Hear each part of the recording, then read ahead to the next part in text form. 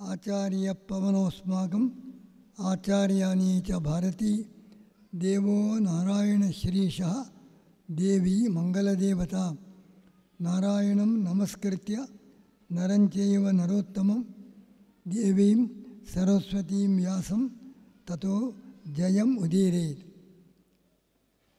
ವಿದುರನ ಉಪದೇಶ ಮುಂದುವರಿತಾ ಇದೆ. ನಮ್ಮ ಜೀವನದಲ್ಲಿ ಚಾರಿತ್ರ್ಯಕ್ಕೆ ಪ್ರಾಧಾನ್ಯ ಬೇಕು. ನಾ ವಿರತಃ ದುಶ್ಚರತಾತ್ ನಾ ಅಶಾಂತಃ ನಾ ಅಸಮಾಹಿತಃ. ಯಾರು ದುಷ್ಟ ಚಾರಿತ್ರ್ಯ ಬಿಡುವುದಿಲ್ಲವೋ ಅವನು ಏನು ಮಾಡಿದರೂ, ಏನು ಪೂಜೆ ಪುರಸ್ಕಾರ ಜಪ ಮಾಡಲಿ, ಅದರಿಂದ ಉದ್ಧಾರ ಆಗುವುದಿಲ್ಲ. ಕೆಟ್ಟ ಚಾರಿತ್ರ್ಯ ಬಿಡಬೇಕು.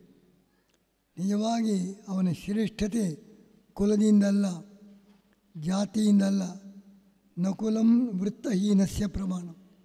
ಚಾರಿತ್ರ್ಯ ಇಲ್ಲ ಅಂತಾದರೆ ಯಾವ ಕುಲ ಯಾವ ಜಾತಿಯಾದರೂ ಅವನಿಗೆ ಮಹತ್ವ ಬರುವುದಿಲ್ಲ. ಅಂತ್ಯೇಶ್ವಪಿ ಜಾತಾನ. ಅತ್ಯಂತ ಹೀನ ಕುಲದಲ್ಲಿ ಹುಟ್ಟಿದರೂ, ದಲಿತನಾಗಿದ್ದರೂ ಅವನಲ್ಲಿ ಚಾರಿತ್ರ್ಯ ಇದ್ದರೆ ಅವನು ಶ್ರೇಷ್ಠ. ಶ್ರೇಷ್ಠತೆಯನ್ನು ಜಾತಿಯಿಂದ ಕುಲದಿಂದ ಅಳೆಯುವುದಲ್ಲ, ಬರೀ ಪೂಜೆ ಪುನಸ್ಕಾರಗಳಿಂದ ಅಳೆಯುವುದಲ್ಲ. ಆಚಾರ್ಯ ಹೇಳ್ತಾರೆ, ಚಾರಿತ್ರ್ಯ ಇಲ್ಲ, ಬೇಕಾದಷ್ಟು ತುಳಸಿ ಮಾಲೆ ಎಲ್ಲ ಧರಿಸಿದ್ದಾನೆ, ಒಳ್ಳೆಯ ಧಾರ್ಮಿಕ ವೇಷ ಎಲ್ಲ ಇದೆ, ಚಾರಿತ್ರ್ಯ ಇಲ್ಲ. ಅವನು ಡಾಂಭಿಕತ್ವೇನ ಸುವರ್ಮಯ. ಅವನು ಧಾರ್ಮಿಕ ಅಲ್ಲ, ಡಾಂಭಿಕ. ಯಾರಲ್ಲಿ ಬೇಕಾದಷ್ಟು ಧಾರ್ಮಿಕ ವೇಷಭೂಷಣ ಧರಿಸಿದ್ದರೂ ಚಾರಿತ್ರ್ಯಹೀನನಾಗಿದ್ದರೆ ಅವನನ್ನು ಧಾರ್ಮಿಕ ಅಂತ ಕರೆಯಬಾರದು, ಡಾಂಭಿಕ ಅಂತ ಕರೆಯಬೇಕು ಅಂತ ಆಚಾರ್ಯರೇ ಭಗವದ್ಗೀತೆಯ ವ್ಯಾಖ್ಯಾನದಲ್ಲಿ ತಿಳಿಸಿದ್ದಾರೆ. ಈ ಮಹಾಭಾರತದಲ್ಲಿಯೂ ಕೂಡ ಆ ಚಾರಿತ್ರ್ಯ ಮುಖ್ಯ. ಒಬ್ಬ ಅಂತ್ಯಜನೇ ಆಗಲಿ, ಸಮಾಜದಲ್ಲಿ ಅತ್ಯಂತ ಕೆಳ ಸ್ತರದಲ್ಲಿ ಹುಟ್ಟಲಿ, ಆದರೂ ಚಾರಿತ್ರ್ಯ ಇದ್ದರೆ ಅವನಿಗೆ ಗೌರವ ಎಂಬುದಾಗಿ ಚಾರಿತ್ರ್ಯಕ್ಕೆ ಪ್ರಾಧಾನ್ಯ ಕೊಡಬೇಕು ಎಂಬುದಾಗಿ ವಿದುರ ಹೇಳಿ ಮುಂದುವರಿತಾ ಇದ್ದಾನೆ. ನಮಗೆ ಅನೇಕ ಥರದ ಮದ, ವಿದ್ಯಾಮದ, ಭಾರಿ ದೊಡ್ಡ ಪಂಡಿತ ಅಂತ, ಧನಮದ. ಅದರಂತೆ ಒಂದು ದೊಡ್ಡ ಕುಲದಲ್ಲಿ ಹುಟ್ಟಿದ್ದೇನೆ, ಕುಲದ ಮದ, ಸಂಪತ್ತಿನ ಮದ, ಪಾಂಡಿತ್ಯದ ಮದ ನಾವು ನೋಡ್ತಾ ಇದ್ದೀವಿ. ಶ್ರೀಮಂತಿಕೆ, ಭಾರಿ ದೊಡ್ಡ ಶ್ರೀಮಂತ ಅಂತ ತನ್ನ ಅಹಂಕಾರ ತೋರಿಸ್ತಾರೆ. ಭಾರಿ ಪಾಂಡಿತ್ಯ ಬಂದಾಗ ಅದು ಒಂದು ಮದ. ಇದು ಕುಲ, ದೊಡ್ಡ ಕುಲದಲ್ಲಿ ಹುಟ್ಟಿದವ. ಈ ಕುಲಮದ, ಧನಮದ, ವಿದ್ಯಾಮದ ಮೂರು ಇರಬಾರದು. ಮದ ಏತಿ ಅವಲಿಪ್ತಾನ. ಈ ಅಹಂಕಾರಿಗಳಿಗೆ ಮೂರು ಥರದ ಮದ ಇದೆ. ಅದನ್ನೇನು ಮಾಡಬೇಕು? ಸಜ್ಜನರಾದವರು ಆ ಮದವನ್ನು ತಿರುಗುಮುರುಗು ಮಾಡಬೇಕು. ಮದ ಹೋಗಿ ದಮ ಆಗಬೇಕು. ಮದ ಅದನ್ನು ಆ ಅಕ್ಷರವನ್ನು ಆಚೀಚೆ ಮಾಡಬೇಕು. ಮದದ ಬದಲು ದಮ. ದಮ ಅಂದರೆ ಇಂದ್ರಿಯ ನಿಗ್ರಹ, ಮನೋನಿಯಂತ್ರಣ. ಅದರಿಂದ ಮದವನ್ನು ಬಿಟ್ಟು ದಮವನ್ನು ಸ್ವೀಕರಿಸುವಂಥ ಪ್ರಯತ್ನ ಮಾಡಬೇಕು ಅಂತ ಎಷ್ಟು ಚೆನ್ನಾಗಿ ನಮಗೆಲ್ಲ ಜೀವನದಲ್ಲಿ ನಾವು ನೋಡ್ತಾ ಇದ್ದೇವೆ. ಅದನ್ನು ಎತ್ತಿ ತೋರಿಸ್ತಾ ಇದ್ದಾರೆ. ಶ್ರೀಮಂತಿಕೆ, ನಿಜವಾಗಿ ಶ್ರೀಮಂತಿಕೆಯಿಂದ ಬಡತನದಲ್ಲಿ ಸುಖ ಹೆಚ್ಚು ಅಂತ ಹೇಳ್ತಾರೆ. ಶ್ರೀಮಂತರಿಗೆ ಸರಿಯಾಗಿ ಊಟ ಮಾಡಲಿಕ್ಕಿಲ್ಲ. ಆ ಶ್ರೀಮಂತಿಕೆಯಿಂದ ಅನೇಕ ಕಾಯಿಲೆಗಳು, ಸಕ್ಕರೆ ಕಾಯಿಲೆ, ಇನ್ನೊಂದು ಬೇರೆ ಬೇರೆ ಇಲ್ಲ, ಹೆಸರು ಗೊತ್ತಿಲ್ಲ, ನಾನಾ ಥರದ ಕಾಯಿಗಳು. ಚೆನ್ನಾಗಿ ಊಟ ಮಾಡಲಿಕ್ಕೆ ಆಗೋದಿಲ್ಲ. ಬಡವರಾದರೆ ಇಂಥ ಕಾಯಿಲೆ ಇರುವುದಿಲ್ಲ. ಅವರು ಸಂಪನ್ನತರಮೇವಾನ್ನಂ ದರಿದ್ರ ಭುಂಜತೆ. ಒಳ್ಳೆ ಚೆನ್ನಾಗಿ ಊಟ, ಒಳ್ಳೆ ಹಸಿವು ಅವರಿಗೆ. ಆದರೆ ಶ್ರೀಮಂತರಿಗೆ ಹಸಿವೇ ಇಲ್ಲ. ಗಂಟೆ ಗಂಟೆ ಏನೇನೋ ತಿನ್ನುತ್ತಾ ಇರ್ತಾರೆ, ಹಸಿವೇ ಇಲ್ಲ ಅವರಿಗೆ. ಅದರಿಂದ ಅವರಿಗೆ ಪ್ರಾಯೇಣ ಶ್ರೀಮತಾಮಲೋಕೆ ಭೋಕ್ತುಂ ಶಕ್ತಿ ಲಭಿದ್ಯತೆ. ಶ್ರೀಮಂತರಿಗೆ ಊಟ ಮಾಡಲಿಕ್ಕೆ ಆಗುವುದಿಲ್ಲ, ಊಟದ ಸ್ವಾರಸ್ಯವೇ ಗೊತ್ತಿಲ್ಲ. ಬಡವರಿಗೆ ಕಟ್ಟಿಗೆಯನ್ನು ಕೂಡ ಜೀರ್ಣಿಸಿಕೊಳ್ತಾರೆ. ಕಾಷ್ಟಾನ್ಯಪಿ ಜೀರ್ಯಂತಿ ದರಿದ್ರಾಣ. ಏನು ತಿಂದರೂ ಜೀರ್ಣ ಆಗ್ತದೆ. ಶ್ರೀಮಂತರಿಗೆ ಯಾವುದೂ ಹಿಡಿಸುವುದೇ ಇಲ್ಲ, ತಿನ್ನಲಿಕ್ಕೆ ಆಗುವುದಿಲ್ಲ. ಅದರಿಂದ ಕ್ಷುತು ಸ್ವಾದುತಾಂ ಜನಿ, ಹಸಿವಿದ್ದಾಗ ರುಚಿ. ಅದರಿಂದ ಶ್ರೀಮಂತಿಕೆಗೆ ಹಿಂದೆ ಬೆನ್ನು ಹತ್ತಿ ಹೋಗಬಾರದು. ಶ್ರೀಮಂತಿಕೆಯಿಂದಲೂ ಬಡತನದಲ್ಲಿ ಏನು ಸುಖ ಇದೆ ಅದನ್ನು ಕೂಡ ನಾವು ಅರ್ಥ ಮಾಡಿಕೊಳ್ಳಬೇಕು. ಅದರಿಂದಲೇ ಅನೇಕರು ತಮ್ಮ ಶ್ರೀಮಂತರಾಗಿದ್ದರೂ ಸರಳ ಜೀವನ, ಶ್ರೀಮಂತಿಕೆಯ ಸುಖಭೋಗಕ್ಕೆ ನಾವು ಮಹತ್ವ ಕೊಡದೆ ಸ್ವಯಂ ದಾರಿದ್ರ್ಯ ಸ್ವಯಂ ಪ್ರೇರಣೆಯಿಂದ ದಾರಿದ್ರ್ಯ ಪಡೆಯಬೇಕು. ಪುರಂದರದಾಸರು ದೊಡ್ಡ ಶ್ರೀಮಂತ, ಅವರದನ್ನೆಲ್ಲ ಬಿಟ್ಟು ತಾನಾಗಿ ದಾರಿದ್ರ್ಯವನ್ನು ಸ್ವೀಕರಿಸಿದರು. ಅದರಿಂದ ಅವನಿಗೆ ಮತ್ತಷ್ಟು ಜೀವನದಲ್ಲಿ ತೃಪ್ತಿ, ಆನಂದ ದೊರಕಿತು. ಶ್ರೀಮಂತಿಕೆಯಿಂದಲೂ ನಾವಾಗಿ ದಾರಿದ್ರ್ಯವನ್ನು ಸ್ವೀಕರಿಸಿ ಆ ಜೀವನದಲ್ಲಿ ನಿಜವಾದ ಸುಖವನ್ನು ಅನುಭವಿಸುವುದು. ತಾತ್ಪರ್ಯ ಭೋಗದಲ್ಲಿ ಆಸಕ್ತಿ ಬೆಳೆಸಬೇಡಿ, ಸರಳ ಜೀವನ ನಡೆಸಿ, ಅದರಲ್ಲಿ ಜೀವನದಲ್ಲಿ ಸುಖ ಇದೆ ಎಂಬುದನ್ನು ವಿದುರ ಹೇಳ್ತಾ ಇದ್ದಾನೆ. ಮಾತ್ರವಲ್ಲದೆ ಮುಂದೆ ಹೇಳ್ತಾ ಇದ್ದಾನೆ, ಸಜ್ಜನರ ಸಂಪರ್ಕ ಬೆಳೆಸಬೇಕು. ಆ ಯಾವ ದುರ್ಜನರ ಸಂಪರ್ಕ ನಮ್ಮ ಜೀವನವನ್ನೇ ಕೆಡಿಸ್ತದೆ. ಹಸಿಕಟ್ಟಿಗೆ ಎಷ್ಟು ಬೆಂಕಿ ಹಚ್ಚಿದರೂ ಸುಡುವುದೇ ಇಲ್ಲ ಹಸಿಕಟ್ಟಿಗೆ. ಆ ಹಸಿಕಟ್ಟಿಗೆಗೆ ಒಣಕಟ್ಟಿಗೆ ಸೇರಿದರೆ ಒಣಕಟ್ಟಿಗೆಯೂ ಸುಡ್ತದೆ, ಹಸಿಕಟ್ಟಿಗೆ ಕೂಡ ಅದರ ಜೊತೆಗೆ ಸುಟ್ಟು ಹೋಗ್ತದೆ. ಹಾಗೆ ನಮ್ಮ ಹಸಿಕಟ್ಟಿಗೆಯಂತೆ ಇಂದ ನಾವು ಒಣಕಟ್ಟಿಗೆ ಜೊತೆಗೆ ದುರ್ಜನರ ಜೊತೆಗೆ ಸೇರಿದರೆ ನಾವು ಸುಟ್ಟು ಹೋಗ್ತೇವೆ. ಬರೀ ಹಸಿಕಟ್ಟಿಗೆಗೆ ಬೆಂಕಿ ಹಿಡುವುದೇ ಇಲ್ಲ, ಒಣ ಕಟ್ಟಿಗೆ ಜೊತೆಗೆ ಸೇರಿದಾಗ ಅದು ಸುಟ್ಟು ಹೋಗ್ತದೆ. ಸಜ್ಜನರಾಗಿದ್ದರೆ ಭಯವೇ ಇಲ್ಲ, ದುರ್ಜನರ ಜೊತೆಗೆ ಸೇರಿದರೆ ಒಣಕಟ್ಟಿಗೆ ಜೊತೆಗೆ ಸೇರಿದ ಹಸಿಗಟ್ಟಿಗೆಯ ಸ್ಥಿತಿ ನಮಗೆ ಆಗ್ತದೆ. ಎಷ್ಟು ಸ್ವಾರಸ್ಯವಾಗಿ ಮಹಾಭಾರತ ನಮ್ಮ ಅನುಭವಕ್ಕೆ ಬರುವಂತೆ ದುರ್ಜನರ ಸಂಪರ್ಕ ಮಾಡಬೇಡಿ, ಅವರು ಕೆಟ್ಟು ಹೋಗ್ತಾರೆ, ಅವರ ಜೊತೆಗೆ ನೀವು ಕೂಡ ಕೆಟ್ಟು ಹೋಗ್ತೀರಿ, ಈ ಎಚ್ಚರಿಕೆ ನೀಡಿದ್ದಾರೆ. ಆದ್ದರಿಂದ ಸಂಪತ್ತಿನ ಯಜಮಾನಿಕೆ ಅಲ್ಲ, ಸಂಪತ್ತಿನ ಯಜಮಾನನಾಗಿ ಭಾರಿ ಮನೆ ಇದೆ, ಭಾರಿ ಆಸ್ತಿ ಇದೆ, ಎಲ್ಲ ಇದೆ, ಆದರೆ ಅದರ ಒಡೆತನ ಇದೆ. ದೊಡ್ಡ ಮನೆಗೆ ಒಡೆತನ, ಭಾರಿ ಆಸ್ತಿಗೆ ಒಡೆಯನಾಗಿದ್ದಾನೆ, ಸಂಪತ್ತಿಗೆ ಒಡೆಯನಾಗಿದ್ದಾನೆ. ಇಂದ್ರಿಯಗಳ ಮೇಲೆ ಒಡೆತನ ಇಲ್ಲ, ಏನು ಉಪಯೋಗ. ಇಂದ್ರಿಯದ ಮೇಲೆ ಒಡೆತನ ಇಲ್ಲ ಅಂತಾದರೆ ಎಷ್ಟು ಐಶ್ವರ್ಯ ಬಂದರೂ ಇಂದ್ರಿಯಾಣಂ ಐಶ್ವರ್ಯಾತ್ ಭ್ರಷ್ಯತೆ. ಎಷ್ಟು ಐಶ್ವರ್ಯ ಇದ್ದರೂ ಇಂದ್ರಿಯಗಳ ಮೇಲೆ ಒಡೆತನ ಇಲ್ಲ ಅಂತಾದರೆ ಎಲ್ಲ ಅವನು ಭ್ರಷ್ಟನಾಗಿ ಕಷ್ಟ ಜೀವನ ಅನುಭವಿಸ್ತಾನೆ. ಆದ್ದರಿಂದ ನಾವು ನಮ್ಮ ಇಂದ್ರಿಯಗಳ ಮೇಲೆ ನಮ್ಮ ಒಳಗಿನ ಶತ್ರುಗಳು, ಆ ಒಳಗಿನ ಶತ್ರುಗಳ ಮೇಲೆ ನಾವು ನಿಯಂತ್ರಣ ಪಡಿಬೇಕು. ಅದು ಇಲ್ಲದೆ ಹೋದರೆ ನಾವು ಎಷ್ಟು ಹೊರಗಿನ ಶತ್ರುಗಳನ್ನು ಗೆದ್ದರೂ, ಎಷ್ಟು ದಿಗ್ವಿಜಯ ಸಾಧಿಸಿದರೂ ಒಳಗಿನ ಶತ್ರುಗಳ ಮೇಲೆ ಜಯ ಸಾಧಿಸದೇ ಇದ್ದರೆ ನಮ್ಮ ಎಲ್ಲ ವಿಜಯ ವ್ಯರ್ಥ. ಭಾಗವತದಲ್ಲಿ ಹೇಳ್ತಾನೆ ಹಿರಣ್ಯಕಶಿಪು, ಇಡೀ ಜಗತ್ತು ನನಗೆ ಹೆದರ್ತಾ ಇದೆ, ದೇವತೆಗಳು ಮಾನವರು ಎಲ್ಲರೂ ಕೂಡ ನನಗೆ ಹೆದರ್ತಾ ಇದ್ದಾರೆ, ಅಂತಹ ನನ್ನನ್ನು ಕೂಡ ನೀನು ಎದುರಿಸ್ತಾ ಇದೆಯಲ್ಲ, ನನ್ನ ಮಾತನ್ನು ಕೇಳ್ತಾ ಇಲ್ಲ. ಕಿಮ್ಮನು ಅತ್ಯಗಹ, ಯಾರ ಬಲದಿಂದ ನನಗೆ ಇಡೀ ದೇವತೆಗಳೇ ಹೆದರ್ತಾರೆ, ಈ ಜಗತ್ತೇ ನನಗೆ ಹೆದರ್ತಾ ಇದೆ ಅಂತ ನನ್ನನ್ನು ಕೂಡ ನೀನು ಪ್ರಶ್ನಿಸ್ತಾ ಇದ್ದೆ, ನನ್ನ ಮಾತಿಗೆ ಬೆಲೆ ಕೊಡ್ತಾ ಇಲ್ಲ, ಏನು ಧೈರ್ಯನಿಗೆ? ಪ್ರಹ್ಲಾದ ಹೇಳ್ತಾನೆ, ಜಗತ್ತನ್ನೆಲ್ಲ ಗೆದ್ದಿರಬಹುದು, ಆದರೆ ನಿನ್ನ ಒಳಗೆ 6 ಶತ್ರುಗಳು ದಿನ ಕೊಳ್ಳಿ ಹೊಡಿತಾ ಇದ್ದಾರೆ, ಅವರ ಕಡೆ ಗಮನವೇ ಇಲ್ಲ, ಅವರನ್ನು ಗೆಲ್ಲಲಿಕ್ಕೆ ಆಗ್ತಾ ಇಲ್ಲ. ಒಳಗಿನ 6 ಶತ್ರುಗಳು, ಕಾಮಕ್ರೋಧಾದಿ ಶತ್ರುಗಳು ಲುಂಪಂತಿ ದಿನ ಕೊಳ್ಳಿ ಹೊಡಿತಾ ಇದ್ದಾರೆ, ಅವುಗಳನ್ನ ಗೆದ್ದಿಲ್ಲ. 10 ದಿಕ್ಕುಗಳನ್ನು ಗೆದ್ದಿದ್ದೇನೆ, ಜಗತ್ತನ್ನೇ ಗೆದ್ದೆ ಅಂತ ಹಾರಾಡ್ತಾ ಇದ್ದೆ. ಏನು ನಿನ್ನ ವಿಜಯ?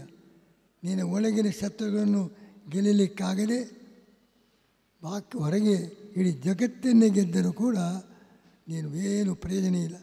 ದಶದಿಕ್ಕುಗಳನ್ನು ಗೆದ್ದೆ ಅಂತ ಅಹಂಕಾರದಿಂದ ಹಾರಾಡ್ತಾ ಇದ್ದಿ. ನಿನ್ನ ಒಳಗಿನ ಶತ್ರುಗಳ ಮೇಲೆ ನಿನಗೆ ಅಧಿಕಾರ ಇಲ್ಲ, ಅವನ ಗೆಲ್ಲಿಗೆ ಆಗ್ತಾಯಿಲ್ಲ ಅಂತ ಪ್ರಹ್ಲಾದ ಹಿರಣ್ಯಕಶಿಪುವನ್ನು ಪ್ರಶ್ನಿಸ್ತಾ ಇದ್ದಾರೆ. ಅದನ್ನು ಹೇಳ್ತಾ ಇದ್ದಾರೆ. ಯಹ ಪಂಚ ಅಭ್ಯಂತರಾನ ಶತ್ರುವನ್ನು ಅವಿಜಿತ್ಯ ಮನೋಮಯಾನ್ ಜಿಗೀಷರಿ ರಿಪೂನ್ ಅನ್ಯಾನ್. ತನ್ನ ಒಳಗಿನ ಶತ್ರುವನ್ನು ಗೆಲ್ಲದೆ ಬರೀ ಹೊರಗೆ ಮಾತ್ರ ತನ್ನ ಅಧಿಕಾರ ಚಲಾಯಿಸಲಿಕ್ಕೆ ಹೋದರೆ ಅವನಿಗೆ ಹೊರಗಿನ ಅಧಿಕಾರವೂ ಇಲ್ಲ, ಒಳಗಿನ ಮೇಲೂ ಪ್ರಭುತ್ವ ಇಲ್ಲ. ಪೂರ್ತಿ ಅವನ ಜೀವನದಲ್ಲಿ ಪರಾಭವ ಪಡೆಯುತ್ತಾರೆ. ಆದ್ದರಿಂದ ನಮ್ಮ ದೇಹ ಅದು ರಥ, ಇಂದ್ರಿಯಗಳು ಕುದುರೆ, ಆ ಮನಸ್ಸು ಅದರ ಕಡಿವಾಣ. ಮನಸ್ಸಿನ ಮುಖಾಂತರ ಇಂದ್ರಿಯಗಳ ಮೇಲೆ ಹಿಡಿತವಿದ್ದರೆ ಈ ದೇಹ ರಥ ನಮ್ಮ ಜೀವನ ಯಾತ್ರೆ ಸರಿಯಾದ ದಾರಿಯಲ್ಲಿ ನಡೆಯುತ್ತದೆ. ಉಪನಿಷತ್ತಿನಲ್ಲಿ ಈ ಮಾತನ್ನು ಹೇಳ್ತಾರೆ. ರಥ ಶರೀರಂ ಪುರುಷಸ್ಯ ರಾಜನ್. ಈ ಶರೀರ ನಮ್ಮ ರಥ, ನಾವು ಇಂದ್ರಿಯಗಳೆಲ್ಲ ಕುದುರೆಗಳು. ಎಚ್ಚರದಿಂದ ಕುದುರೆಗಳ ಮೇಲೆ ನಿಯಂತ್ರಣ ಇಟ್ಟುಕೊಂಡು ನಡೆಯಬೇಕು. ಸರಿಯಾದ ದಾರಿಯಲ್ಲಿ ಹೋಗ್ಬೋದು, ಗುರಿಯನ್ನು ಮುಟ್ಟಬಹುದು. ಅದಿಲ್ಲ ಅಂತಾದರೆ, ಇಂದ್ರಿಯಗಳ ಮೇಲೆ ಹಿಡಿತ ಇಲ್ಲ ಅಂತಾದರೆ, ಕುದುರೆ ಮೇಲೆ ಹಿಡಿತವಿಲ್ಲದ ರಥಿಕ ಎಲ್ಲಿಯೋ ಹೊಂಡದಲ್ಲಿ ಬೀಳುವಂತೆ ಪರಿಸ್ಥಿತಿ ಆಗ್ತದೆ. ಆದ್ದರಿಂದ ಶರೀರವೆಂಬ ರಥ ನಮ್ಮ ಜೀವನ ಯಾತ್ರೆ ಸುಗಮವಾಗಿ ಆಗಬೇಕಾಗಿದ್ದರೆ ಇಂದ್ರಿಯಗಳ ಮೇಲೆ ಪ್ರಭುತ್ವ ಇರಬೇಕು. ಇಂದ್ರಿಯಗಳ ಮೇಲೆ ನಮ್ಮ ಸವಾರಿ, ಕುದುರೆ ಮೇಲೆ ಸವಾರಿ ನಡೆಯಬೇಕು. ಇವತ್ತು ನಮ್ಮ ಯಾತ್ರೆ ಕುದುರೆ ಮೇಲೆ ಸವಾರಿಯಲ್ಲ, ಕುದುರೆಯೇ ನಮ್ಮ ಮೇಲೆ ಸವಾರಿ ಮಾಡ್ತಾಯಿದೆ.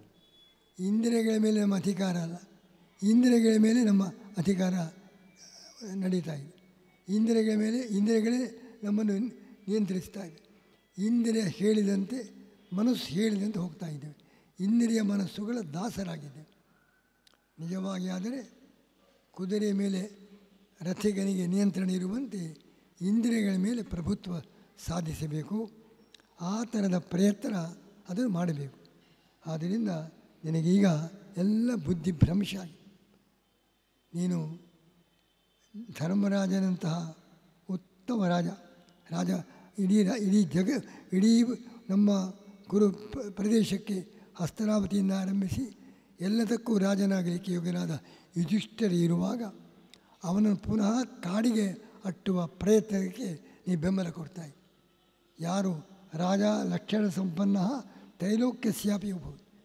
ಇಡೀ ಹಸ್ತಿನಾವತಿಗೆ ಮಾತ್ರ ಅಲ್ಲ, ಇಡೀ ಕುರು ರಾಜ್ಯಕ್ಕೆಲ್ಲ, ಇಡೀ ಲೋಕಕ್ಕೆ ರಾಜನಾಗಲಿಕ್ಕೆ ಬೇಕಾದ ಅರ್ಹತೆ ಪಾಂಡವರಿಗಿದೆ. ಅಂಥವರನ್ನು ನೀನು ಕಾಡಿಗೆ ಅಟ್ಟಿ ಎಲ್ಲ ದುರ್ಯೋಧನೇ ಅಧಿಕಾರ ಚಲಾಯಿಸಬೇಕು ಅಂತ ಈ ರೀತಿ ಬುದ್ಧಿಭ್ರಂಶ ಆಗಿದೆ. ಹೀಗೆಲ್ಲ ಮಾಡಬಾರದು. ನೀನು ಸರಿಯಾಗಿ ವಿಚಾರ ಮಾಡು. ಅಹಂಕಾರಕ್ಕೆ ಒಳಗಾಗಬೇಡ, ದುರಾಶೆಗೆ ಒಳಗಾಗಬೇಡ. ಮನಸ್ಸು ಇಂದ್ರಿಯಗಳ ಮೇಲೆ ನಿಯಂತ್ರಣ ಇಡು. ಸರಿಯಾಗಿ ವಿಮರ್ಶೆ ಮಾಡು. ದೇವತೆಗಳು ಅನುಗ್ರಹ ಮಾಡೋದು ಅಂದರೆ ಅದನ್ನು ಹೇಳ್ತಾರೆ, ನದೇವಾಹ ಯಷ್ಟಿಮಾದಾಯ. ಒಬ್ಬ ಪಶುಗಳನ್ನು ರಕ್ಷಣೆ ಮಾಡ್ತಕ್ಕವನು ಕೋಲು ಹಿಡಿದು ಆ ಪಶುಗಳು ಆಚೆ ಹೋಗದಂತೆ ರಕ್ಷಣೆ ಮಾಡ್ತಾರೆ. ಅದರಂತೆ ದೇವತೆಗಳು ಕೋಲು ಹಿಡಿದು ನಮ್ಮ ರಕ್ಷಣೆಗೆ ಬರುವುದಿಲ್ಲ. ಗೋವುಗಳ ರಕ್ಷಣೆಗೆ ಆ ಗೋಪಾಲಕ ಕೋಲು ಹಿಡಿದು ಸುತ್ತಲೂ ತಿರುಗಾಡಿ ಗೋವುಗಳಿಗೇನು ತೊಂದರೆ ಆಗದಂತೆ ನೋಡ್ತಾರೆ. ದೇವತೆಗಳು ಹಾಗೆ ಬರುವುದಿಲ್ಲ. ನದೇವಾಹ ಯಷ್ಟಿಮಾದಾಯ ರಕ್ಷಂತಿ. ಮತ್ತು ಹೇಗೆ ಅವರ ರಕ್ಷಣೆ ಎಂದರೆ ಒಳ್ಳೆಯ ಬುದ್ಧಿ ಕೊಡ್ತಾರೆ. ಅದೇ ದೇವತೆಗಳು ಮಾಡುವ ರಕ್ಷಣೆ. ಒಳ್ಳೆಯ ಬುದ್ಧಿ ಬಂದರೆ ದೇವತೆಗಳ ರಕ್ಷಣೆ ನಮಗಿದು. ಆ ಒಳ್ಳೆಯ ಬುದ್ಧಿ ಸಂಪಾದಿಸು. ದೇವತೆಗಳ ಅನುಗ್ರಹ ಪಡೆಯುವುದು ಅಂದರೆ ಎಂತೂ ರಕ್ಷಣೆ ಮಿಚ್ಚಂತಿ ಬುದ್ಧಿಯ ಸಂಯೋಗಿ. ನಿನಗೆ ಬುದ್ಧಿ ಭ್ರಂಶ ಆಗಿದೆ. ಸರಿಯಾಗಿ ವಿಚಾರ ಮಾಡು. ಯಾವುದು ಸರಿ, ಯಾವುದು ತಪ್ಪು, ಏನು ಮಾಡಬೇಕು ಎಂಬುದನ್ನು ವ್ಯಾಮೋಹ ಬಿಟ್ಟು ನಿಷ್ಪಕ್ಷಪಾತವಾಗಿ ವಿಚಾರ ಮಾಡು. ಆಗ ನಿನಗೆ ಯಾವುದು ಸರಿ ಅಂತ ಗೊತ್ತಾಗ್ತದೆ. ಆ ಮಾರ್ಗವನ್ನು ನೀನು ಅನುಸರಿಸಬೇಕು ಎಂಬುದಾಗಿ ಹೇಳಿ,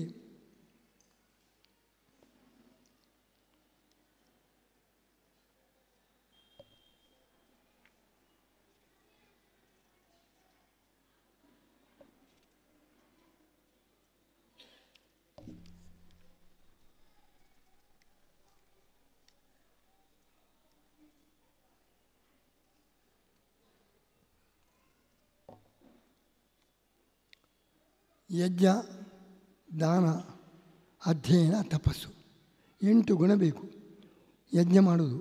ಯಜ್ಞ ಅಂದರೆ ತ್ಯಾಗ, ದಾನ ಮಾಡೋದು, ಅಧ್ಯಯನ, ತಪಸ್ಸು, ಇನ್ನು ದಮ, ಸತ್ಯ, ಪ್ರಾಮಾಣಿಕತನ, ಕಾರುಣ್ಯ.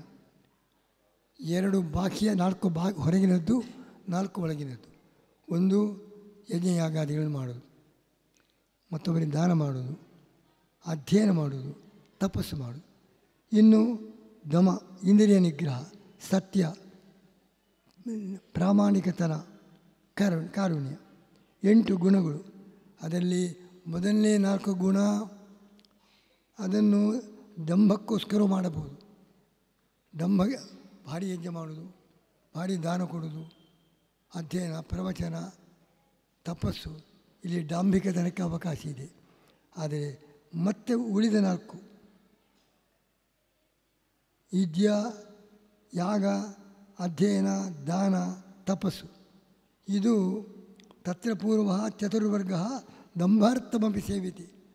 ಅದು ಡಾಂಭಿಕದವೂ ಆಗಬಹುದು, ಭಾರಿ ಯಜ್ಞ ಮಾಡ್ತೇನೆ, ದಾನ ಮಾಡ್ತೇನೆ ಅಂತ ಪ್ರದರ್ಶನ ಆಗಬಹುದು. ಆದರೆ ಮುಂದಿನದ್ದು ಸತ್ಯ, ಕಾರುಣ್ಯ,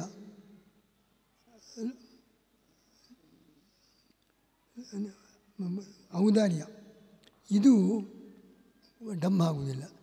ಇದು ಒಳಗಿಂದ ಬರಬೇಕು. ಸತ್ಯ, ಮತ್ತೊಬ್ಬರಿಗೆ ಕರುಣೆ,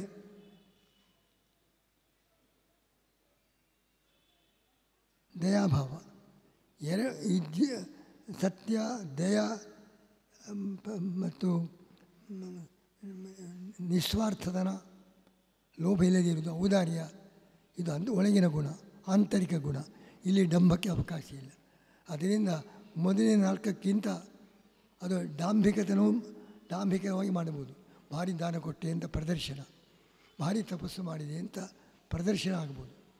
ಆದರೆ ಉಳಿದ 4 ಗುಣ, ಸತ್ಯ, ದಯೆ, ಕಾರುಣ್ಯ ಮತ್ತು ಕ್ಷಮ, ಇದೆಲ್ಲ ಒಳಗಿನ ಆಂತರಿಕ ಗುಣ. ಅಲ್ಲಿ ಡಂಭಕ್ಕೆ ಅವಕಾಶ ಇಲ್ಲ. ಅಂಥ 8 ಗುಣಗಳು, ಬಾಹ್ಯ ಗುಣಗಳು ಬೇಕು.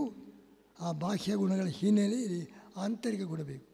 ದಾನ ಮಾಡುವಾಗಲೂ ಮತ್ತೆ ಅಧ್ಯಯನ ಎಲ್ಲದರಲ್ಲೂ ಕೂಡ ಒಳಗೆ ಆಂತರಿಕ ಗುಣ, ಪ್ರಾಮಾಣಿಕತನ, ಸತ್ಯ, ಕಾರುಣ್ಯ, ಕ್ಷಮೆ, ಅದು ಇಲ್ಲದೆ ಹೋದರೆ ಇದೆಲ್ಲ ಬರೀ ಡಾಂಭಿಕ ಆಗ್ತದೆ.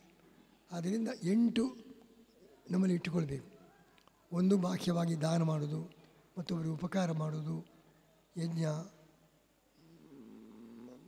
ತಪಸ್ಸು, ಇದೆಲ್ಲ ಮಾಡಿ ಅಷ್ಟೇ ಸಾಲದು. ಒಳಗೆ ಆ ಸದ್ಗುಣಗಳು, ಆಂತರಿಕ ಗುಣಗಳು, ಅದನ್ನು ಅಳವಡಿಸಿಕೊಂಡಾಗ ಅಲ್ಲಿ ಪರಿಪೂರ್ಣತೆ. ಇಲ್ಲದೆ ಹೋದರೆ ಅದು ಬರೀ ಡಾಂಭಿಕತನ ಆದೀತು.